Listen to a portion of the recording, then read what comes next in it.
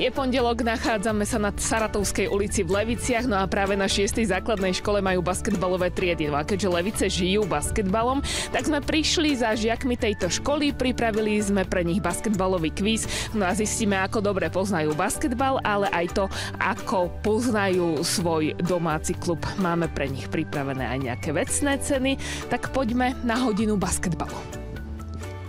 Školský basketbalový klub vznikol v rámci základnej školy Saratovská 85 Levice v roku 1992. Odtedy sa datuje vznik prvej športovej triedy a samozrejme odtedy tá história začala a pokračuje dodnes. My sme už vo vnútri 6. základnej školy a nie som tu sama, pretože je tu so mnou Boris Bojanovský. Boris, ahoj. Ahoj, ahoj. A je tu so mnou aj David Abraham. David, ahoj. Ahoj, ahoj. A aj títo dvaja basketbalisti Patriotov Levice budú súčasťou nášho kvízu. A my teraz vchádzame do triedy 5C, ale v nej sú 5-ci, 6-ci aj 7-ci, tak zistíme, koľko toho vedia o basketbale. Dobrý deň, ahojte. Ahojte, decka. Vidím, že ste vôbec nečakali, že sem vojdu aj Boris Bojanovský a David Abraham. To bolo také vlážne privítanie. Tak chalani sú tu s nami. Super, to bolo lepšie. Tak vítajte na hodine basketbalu, aj keď tu nie ste všetci basketbalisti, tak to vôbec nevadí, pretože sme radi, že športujete. My sme si vybrali vašu základnú školu práve preto, že sa venuje aj basketbalu a počula som, že basketbal je v Leviciach šport číslo 1 a chcem vedieť, či je to pravda, áno alebo nie.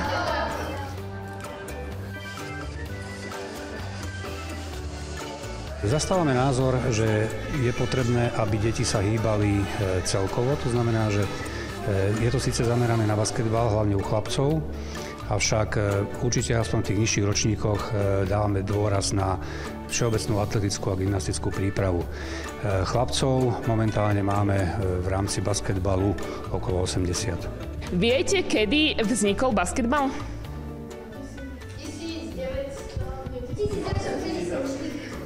1954, trošku skôr to bolo.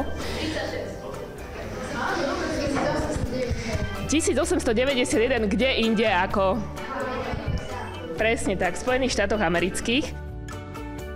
Takže James Naismith, tomu vďačíme za to, že teraz môžeme hrať takýto krásny šport a máme tu otázku číslo 1 a tá sa týka práve Jamesa Naismitha.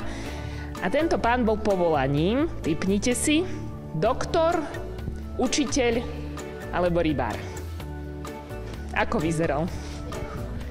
Ako rybár, no.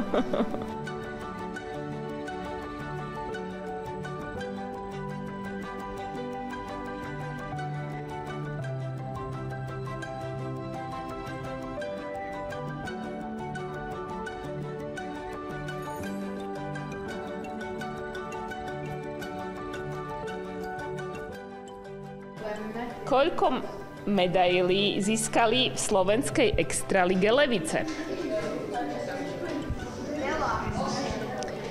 Po A7, po B5 alebo po C8? Iba liga.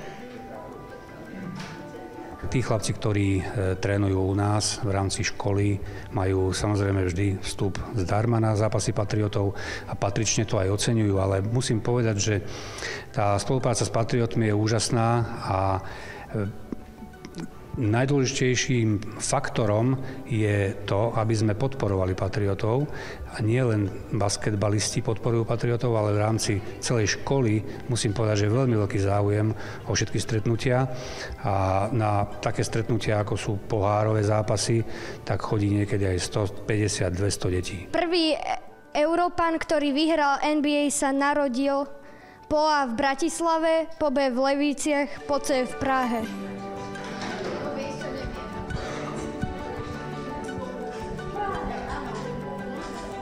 Máme za sebou kvíz, aké boli decka. Prekvapili vás niečím, vedeli toho dosť?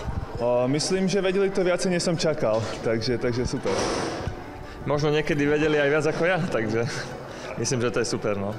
Klub sa snaží dlhodobo spolupracovať aj so školami, takže tá podpora na zápasoch je, tie deti vidia, čo ich možno v budúcnosti čaká, takže myslím, že toto je tá správna cesta.